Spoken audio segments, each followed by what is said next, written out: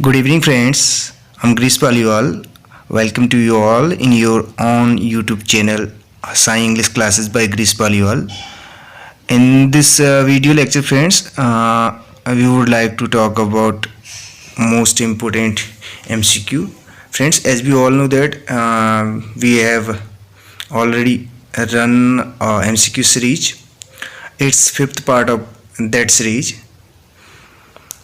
ये जो है पांचवा पार्ट है फ्रेंड्स, जो एमसीक्यू सीरीज हम चला रहे हैं most important MCQ of English literature, उसका ये पांचवा पार्ट आपके सामने मैं लेके आया हूँ फ्रेंड्स। इसके अतिरिक्त एक और हमारा चैनल है जिसका नाम है स्टडी विद गिरीश पालीवाल, जिसमें हम जीके और टीचिंग एप्टीट्यूड से रिलेटेड वीडियोज अपलोड कर रहे हैं। अगर आप इंटरेस्टेड हैं जीके और टीचिंग एप्टीट्यूड सीखने के लिए तो आप उस चैनल को सब्सक्राइब कर सकते हैं। लिंक जो है आपको डिस्क्रिप्शन में यहाँ पे अवेलेबल मिलेगा उस चैनल का भी। तो फ्रेंड्स, ज़्यादा टाइम वेस्ट ना करते हुए जो हमारा पहला क्वेश्चन है उस पर आते हैं हम। Who regarded poetry as the criticism of life. Friends, question we have here, question जो है हमारे पास, who regarded poetry as the criticism of life. तो किसने माना पोइट्री को क्रिटिसिज्म ऑफ लाइफ, यानी कि जीवन की एक समालोचना। रिगार्डेड पोइट्री को जीवन की एक समालोचना बोल सकते हैं या उस क्रिटिसिज्म ऑफ लाइफ के रूप में किसने माना। तो यहाँ पे ऑप्शंस जो हमारे पास हैं फ्रेंड्स, इसमें जो करेक्ट आंसर है हम उसके बारे में डिस्कस करेंगे। तो मैथ्यू आर्नल्ड जो है करेक्ट आंसर हो जाएगा इस क्वेश्चन का, ऑप्शन ए। तो मैथ्यू आर्नल्ड जो थे, इन्होंने क्या किया था, इन्होंने पोइट्री को क्या माना था, क्रिटिसिज्म ऑफ लाइफ के रूप में इन्होंने माना था। इसके अलावा जो इनके अपने व्यू पॉइंट थे, जो इनका पॉइंट ऑफ व्यू बोल सकते हैं, तो वो क्या था, poetry should deal with idea not facts. इनका कहना था poetry should deal with the idea not fact, otherwise facts।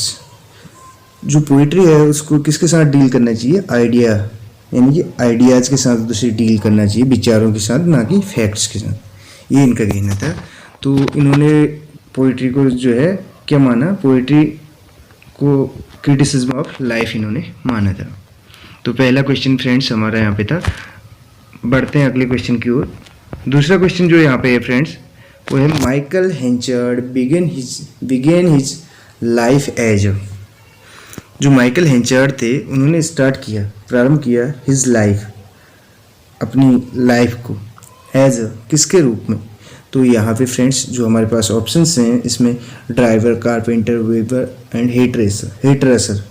तो हेट रेसर जो है करेक्ट आंसर है इस क्वेश्चन का, क्योंकि जो माइकल हेंचर्ड है ये कैरेक्टर कौन से नोवेल में है, पहले इसके बारे में जान लेते हैं। तो ये है प्रोटेगनिस्ट हैं, ये थॉमस हार्डी का एक नोवेल है द मेयर ऑफ कैस्टरब्रिज करके।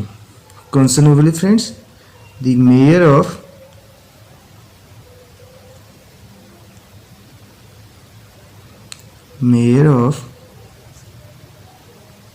कैस्टरब्रिज करके, BRIDG, कैस्टरब्रिज वन वर्ड है फ्रेंड्स। तो ये जो इनका नोवेल है थॉमस हार्डी का, किसका है, थॉमस हार्डी, टॉमस पढ़ सकते हैं करेक्ट, टॉमस हार्डी का। और ये कब आया था, 1886 में, 1886 में। तो इसमें जो है प्रोटेगनिस्ट हैं कौन, मेयर ऑफ कैस्टरब्रिज में जो माइकल हेंचर्ड हैं, क्या है, प्रोटेगनिस्ट।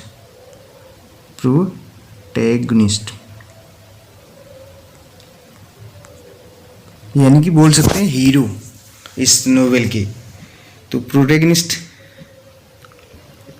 को और क्या बोल सकते हैं, जैसे कैरेक्टर होते हैं, कैरेक्टर्स टू टाइप के, राउंड और फ्लैट कैरेक्टर्स होते हैं। राउंड फ्रेंड्स जो होता है, राउंड का मतलब है एक तो flat flat character means hero बोल सकते हैं। और जो राउंड होता है, राउंड का मतलब है जिसका कोई एम क्लियर नहीं होता है, जिसका कोई टारगेट कोई फिक्स नहीं होता बोल सकते हैं। तो राउंड यानी कि गोल घुमा फिरा कर जिस कैरेक्टर को दिखाया जाता है, जिसके एक्ट को दिखाया जाता है, तो वो क्या कहलाएगा, उसको हम बोलेंगे एंटेगनिस्ट, और यानी कि विलेन बोलेंगे। और जो प्रोटैगनिस्ट है उसको हीरो बोलेंगे। तो माइकल हेंचार्ड जो है वो हेट रेसर के रूप में, हेट रेसर किसको बोलते हैं, हे मीन्स होती है सूखी घास जो होती है, यानी कि घसियारा बोल सकते हैं हिंदी में, एक शुद्ध वर्ड बोले तो इसके रूप में इन्होंने अपना कैरियर जो है, अपनी लाइफ को स्टार्ट किया था हेट रेसर के रूप में। So option D will be correct. Next question, question number 3, Matthew Arnold's Rugby Chapel commemorates, जो मैथ्यू अर्नल्ड का रग्बी चैपल है वो किससे संबंधित है, कहने का मतलब है किस पे आधारित है। The death of his father, death of his friends, death of a girl and the death of his relative. So friends जो करेक्ट आंसर है इस क्वेश्चन का, डेथ ऑफ हिज फादर, अपने फादर की डेथ पे उन्होंने ये लिखा था रग्बी चैपल। और फादर का नाम उनका था, फादर उनके थे थॉमस अर्नोल्ड।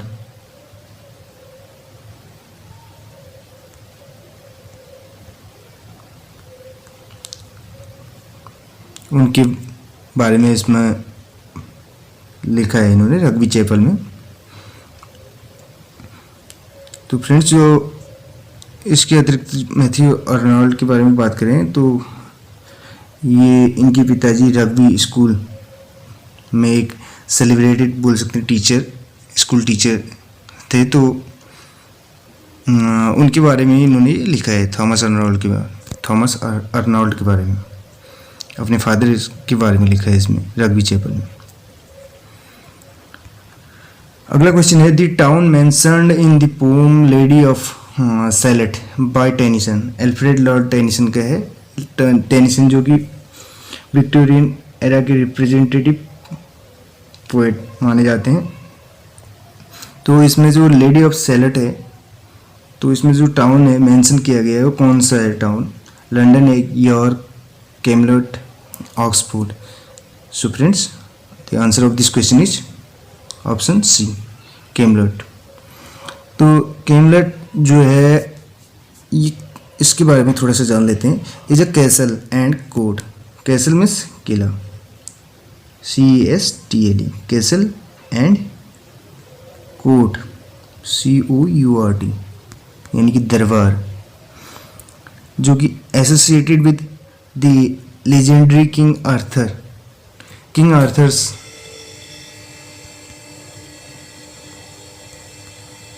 से एसोसिएटेड है ये जो स्थान है कैमलट, ये कैसल एंड कोर्ट बोल सकते हैं, associated with legendary King Arthur, तो उनसे संबंधित था। और ये जो कैमलट है ये इसके near Camelot there is an island, उसके पास में एक आइलैंड है जहाँ पे क्या था, आइलैंड ऑफ सैलेट। तो इसलिए जो टाउन यहाँ पे जो मेंशन किया गया है एल्फ्रेड लॉर्ड टेनिसन के द्वारा लेडी ऑफ सैलेट में, वो कैमलट है। नेक्स्ट क्वेश्चन फ्रेंड्स यहाँ पे हमारे पास है, ऑलरेडी हम 4 क्वेश्चन डिस्कस कर चुके हैं, ये 5th क्वेश्चन है।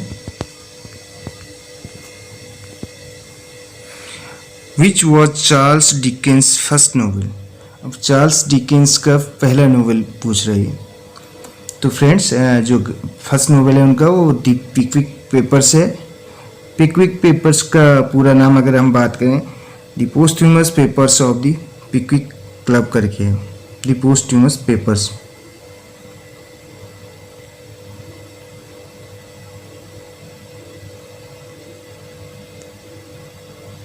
पोस्ट्यूमस papers of the picnic club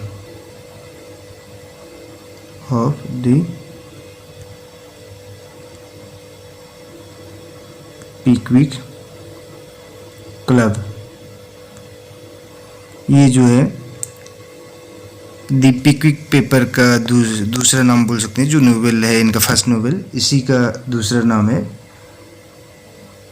तो यहाँ पे जो करेक्ट आंसर हो जाएगा इसका द पिकविक पेपर्स हो जाएगा।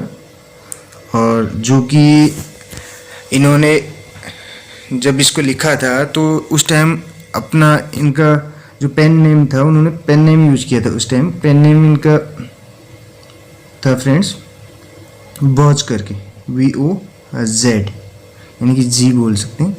और ये पब्लिश हुआ था 1836 में। कब हुआ था? 1836 में पब्लिश हुआ था फ्रेंड्स। वॉज नाम से इन्होंने इसको पब्लिश कराया था। Next question friends,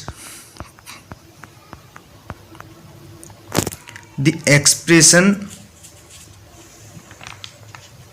Victorian compromise is first use by. Victorian compromise जो एक्सप्रेशन था जो अब भावाभिव्यक्ति बोल सकते हैं, वो उसको पहली बार यूज किया जाता है किसके द्वारा?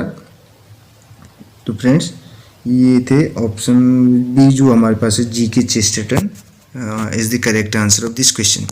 अब विक्टोरियन कॉम्प्रोमाइज होता क्या फ्रेंड्स, इसके बारे में थोड़ा सा जान लेते हैं। जो विक्टोरियन कॉम्प्रोमाइज है, इसको दूसरी भाषा में बोलें तो Victorian period was a time of contradiction. और जो विक्टोरियन पीरियड था वो टाइम था कॉन्ट्रडिक्शन का, विरोधाभास का, विरोध के आभास का बोल सकते हैं।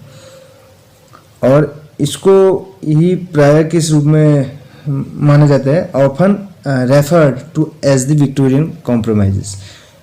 अब जो विक्टोरियन कॉम्प्रोमाइजेस है, यानी कि विक्टोरियन पीरियड को ही, यानी कि जो विक्टोरियन टाइम पीरियड था उसी को विक्टोरियन कॉम्प्रोमाइज के नाम से जाना जाता है।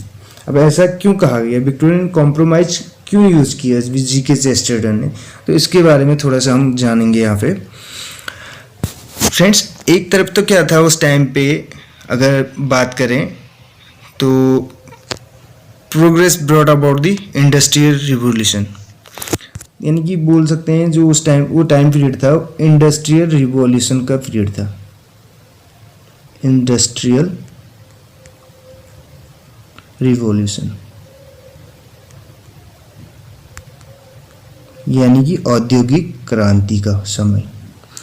और उस टाइम पे क्या हो रहा था, जो अपर क्लास और बोल सकते हैं अपर एंड मिडिल क्लासेस जो थी, वो क्या कर रही थी, उनकी जो वेल्थ थी वो राइज कर रही थी।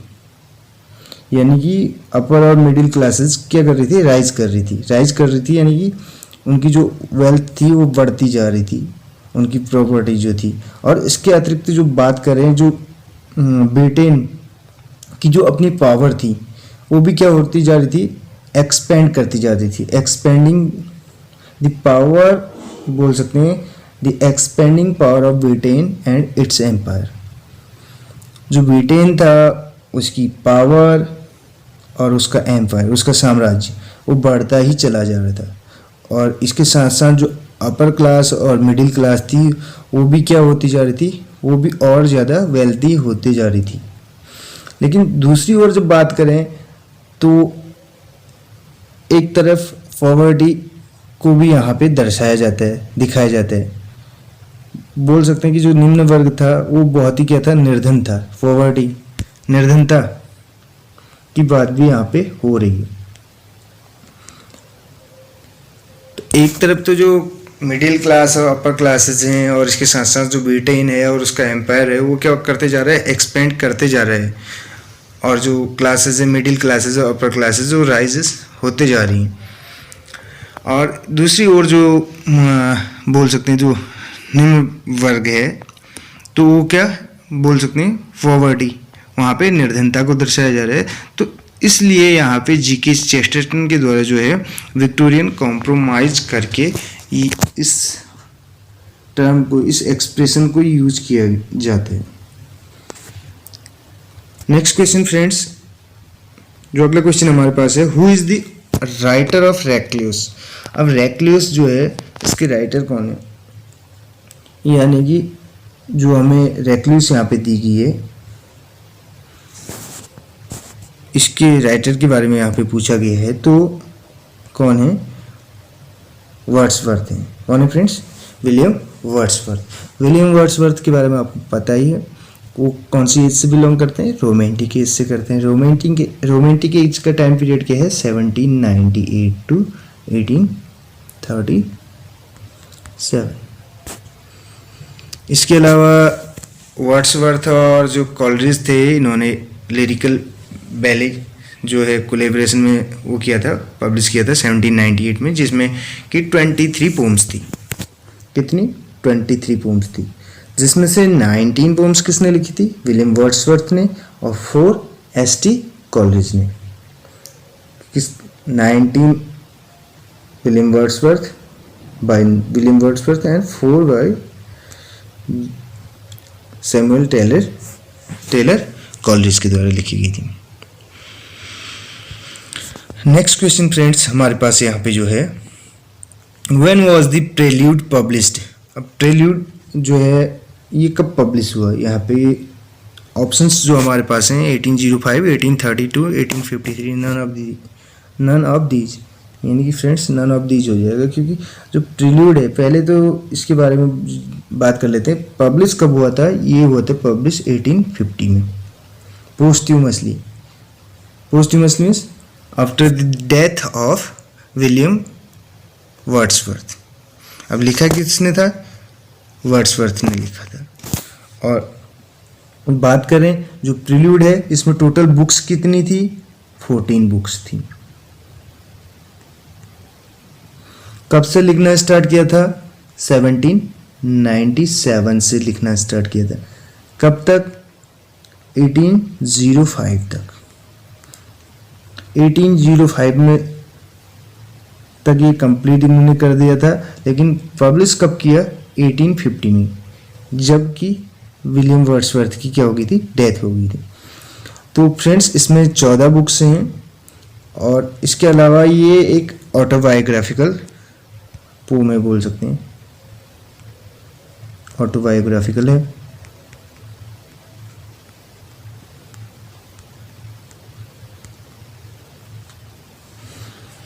इसके अलावा जो इसका दूसरा नाम है, बोल सकते हैं सबटाइटल बोल सकते हैं इसका, तो वो है growth of a poets mind.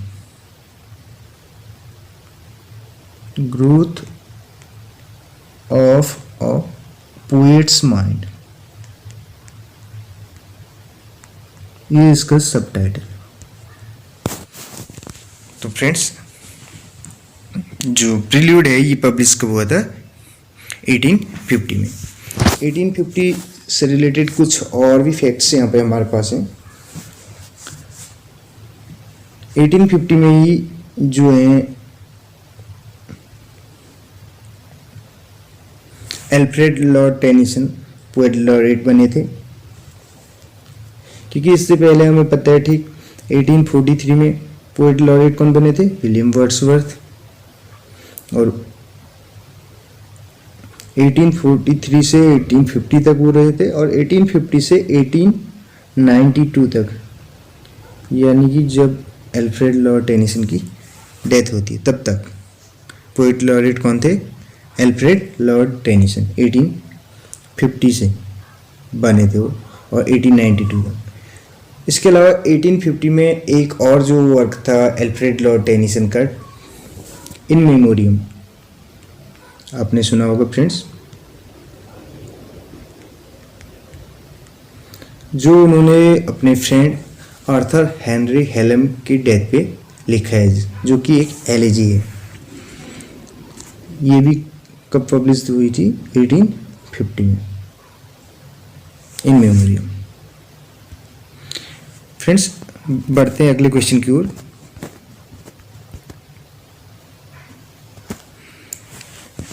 ये जो क्वेश्चन हमारे पास सामने आपको दिख रहा है, nature never did betray the heart that loved her. Nature जो है प्रकृति जो है उसे कभी धोखा नहीं देती, या ना बोलें अगर कभी उसे धोखा नहीं दिया प्रकृति ने। जिसने क्या कि जिस किसी ने भी प्रकृति से क्या किया, लव किया, यानी कि जो भी प्रकृति प्रेमी रहा है, कहने का मतलब उसके साथ प्रकृति ने कभी धोखा नहीं किया। These line exist in Immortality Ode Michael Ode to Duty Tintern Abbey. So friends, Tintern Abbey है और विलियम वर्ड्सवर्थ ने लिखी है।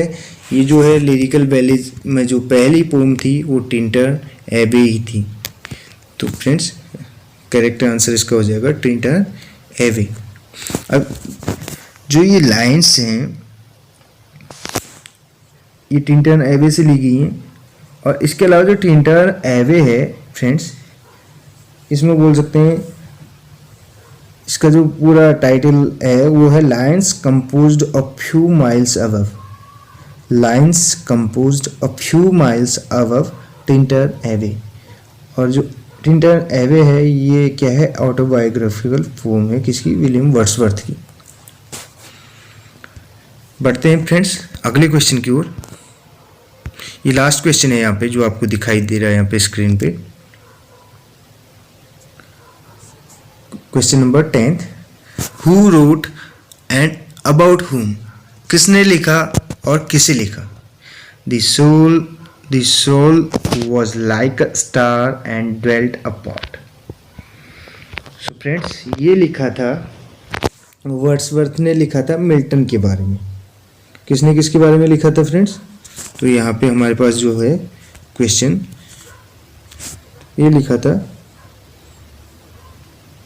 Wordsworth about Milton. Option C will be the correct answer. और फ्रेंड्स इसके बारे में हमने लास्ट वीडियो में भी बात की थी, वहाँ पे एक क्वेश्चन आया था। तो ऑन मिल्टन करके है, ये ऑन मिल्टन करके लिखा है विलियम वर्ड्सवर्थ ने। और दूसरा इसी का अगर सबटाइटल की बात करें, लंदन 1802,